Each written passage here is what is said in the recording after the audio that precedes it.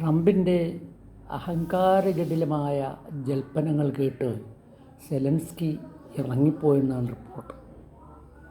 America ഇപ്പോൾ ലോക police എന്നല്ല, പോലീസിനും മേലെ പോലീസ് എന്ന രീതിയിലാണ് പെരുമാറിക്കൊണ്ടിരിക്കുന്നത്. ഇന്ത്യക്കെതിരെ അദ്ദേഹം ചെയ്ത കാര്യങ്ങൾ എല്ലാവർക്കും അറിയാം. നരേന്ദ്രമോദി ഇവിടെ പൗരത്വ ബിൽ കൊണ്ടുവന്ന് പാസ്സാക്കി ചില നടപടികളൊക്കെ സ്വീകരിച്ചു വന്നതിൻ്റെ ഫലമായിട്ട് ഒരുപാട് കുഴപ്പങ്ങൾ ഇന്ത്യയിലുണ്ടായി.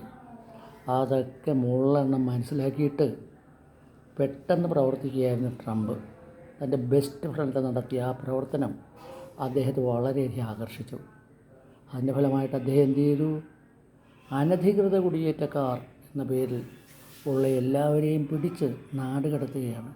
ചുമ്മാ നാട് കടത്തുകയല്ല, സ്വന്തം വിമാനത്തിൽ, അതും ആ സായുധ വിമാനത്തിൽ കൈയും കാലും കെട്ടിയിട്ട് കൊണ്ടുപോയി തള്ളുകയാണ്. നരേന്ദ്രമോദിക്കാണ് ഇതൊരു പാഠമാകേണ്ടത്. സെലൻസ്കി ഇപ്പോൾ പാഠം പഠിപ്പിച്ചു. ഇനി പഠിക്കാൻ പോകുന്നത് നരേന്ദ്രമോദിയാണ്.